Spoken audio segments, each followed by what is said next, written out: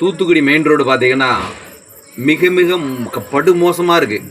குண்டும் குழியுமா இருக்குது.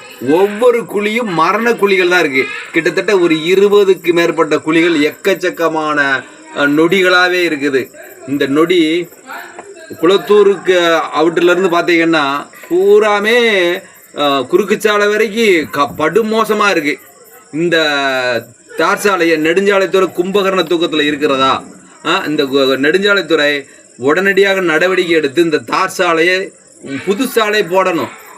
மாவட்ட ஆட்சித்தலைவர் அவர்களுக்கு கவனத்திற்கும் முதலமைச்சர் சிஎம் விஜய் அவர்களுக்கும் இந்த செய்தியை நம்ம ஃபார்வர்ட் பண்ணுறோம். 2 பாலம் வேலைகள் நடந்துக்கிட்டு இருக்கு. ஆனால் மாற்றுப்பாதை ஒரு தார் சாலை அமைக்கணும். பூராமே சரல் போட்டு சும்மா பேருக்கு டெம்பரவரியாக போடுறாங்க.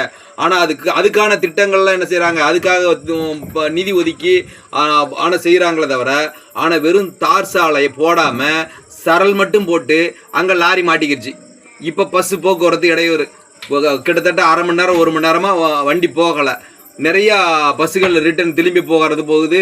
அங்கேயே நிறையா பயணிகளை பூரா இறக்கி விட்டுட்டு பாதியிலேயே கிளம்பிட்டாங்க. அப்போ இந்த தார் சாலை கரெக்டாக போடணும். அந்த பாலங்கள் வேலையை சீக்கிரம் விரைவில் முடிக்கணும். இதை நம்ம சிஎம்க்கு கோரிக்கையாக வைக்கிறோம் விளாத்திகுளம் தொகுதி மக்கள் சார்பாக.